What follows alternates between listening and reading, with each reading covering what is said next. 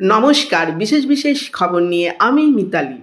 দক্ষিণবঙ্গে টানা বৃষ্টির কারণে কলকাতা, হাওড়া, পূর্ব মেদিনীপুর সহ উপকূলবর্তী জেলাগুলিতে জলমগ্ন অবস্থা। আবহাওয়া দপ্তর জানিয়েছে আগামী 48 ঘন্টা আরও বৃষ্টি চলবে। সমুদ্র উত্তাল, মৎস্যজীবীদের গভীর সমুদ্রে যেতে মানা করা হয়েছে। কেন্দ্রীয় ট্রেড ইউনিয়নের ডাকে ভারত বন্ধ কর্মসূচিতে বাংলার কিছু অংশে ট্রেন অবরোধ ও রাস্তায় বিক্ষোভ দেখা গেছে। কলকাতা ও আশেপাশের এলাকায় বন্ধের প্রভাব তুলনামূলকভাবে কম, তবে কিছু জায়গায় যানজটে ভোগান্তি হয়েছে। নীতি আয়োগের রিপোর্টে পশ্চিমবঙ্গের জায়গায় বিহারের মানচিত্র দেখানো হয়। মুখ্যমন্ত্রী মমতা বন্দ্যোপাধ্যায় বিষয়টিকে গ্রেভ ল্যাপস বলে মন্তব্য করেন এবং সংশোধনের দাবি জানিয়েছেন। ওড়িশার বালাসরে পশ্চিমবঙ্গের এক বিধায়কের গাড়ি একটি স্কুটারে ধাক্কা দেয়, এতে একজন যুবক মারা যান এবং দুজন আহত হন। বিষয়টি ঘিরে রাজনৈতিক ও প্রশাসনিক স্তরে তদন্তের দাবি উঠেছে।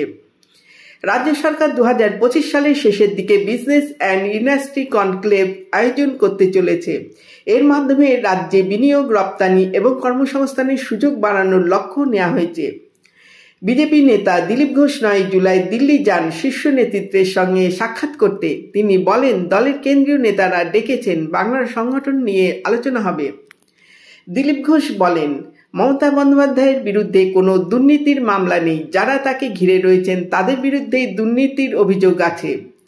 আরও বলেন, ভালো কিছু করলে প্রশংসা করতেই পারি, ব্যক্তিগত শত্রুতা নেই। এই মন্তব্যে রাজ্য বিজেপির একাংশ অসন্তুষ্ট হলেও দিলীপ ঘোষ নিজের অবস্থানে অনড়। তিনি খড়গপুর থেকে আবার প্রার্থী হতে চান বলে জানিয়েছেন। বলেন, 2021 সালের পর থেকে আমার গুরুত্ব কমেছে, দলে থাকলে দায়িত্ব পাওয়া উচিত। নমস্কার, ভিডিওটিতে একটি সাবস্ক্রাইব ও লাইক কমেন্ট করুন।